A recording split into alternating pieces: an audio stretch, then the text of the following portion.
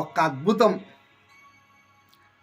మహాశివరాత్రి రోజు నమః శివాయ కేవలం 5 అక్షరాలే. అందులో పంచభూతాలు ఉన్నాయి.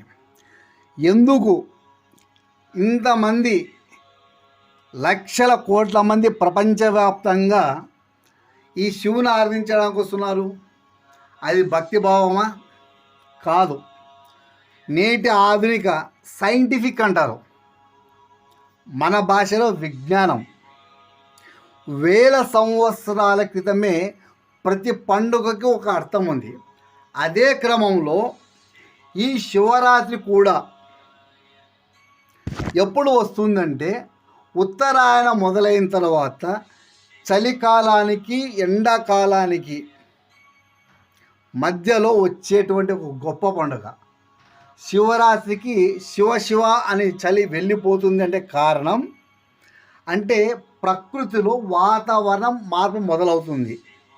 ఇక్కడ ప్రధానంగా గమనించవలసింది, వింటర్ సెషన్లో మనం తిన్నది ఏది త్వరగా డైజెస్ట్ కాదు, మన కడుపులో పేరుకొని పోయి ఉంటుంది.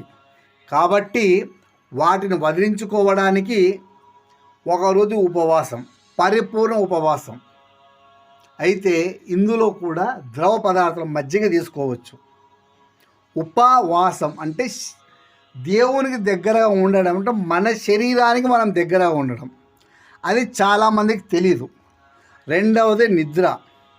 ఈ మోస్ట్ డెవలప్డ్ సాఫ్ట్వేర్ గురించి నేను మాట్లాడాను, కానీ రైతుల క్రమంలో ఈ పండుగ ఎందుకోసం వచ్చిందంటే, రైతులు నిద్రాహారాలు అని తమ పంటలు రక్షించుకోవడానికి చేస్తున్న గొప్ప ప్రయత్నంలో ఈ ఉపవాసము, ఈ నిద్ర ద్వారా తమ బాడీ మెటబాలిజాన్ని తిరిగి తెచ్చుకోవడానికి, చలికాలం నుండి ఎండాకాలానికి తమ శరీరాన్ని కన్వర్ట్ చేసుకోవడానికి చేసే ఒక గొప్ప ప్రయత్నం.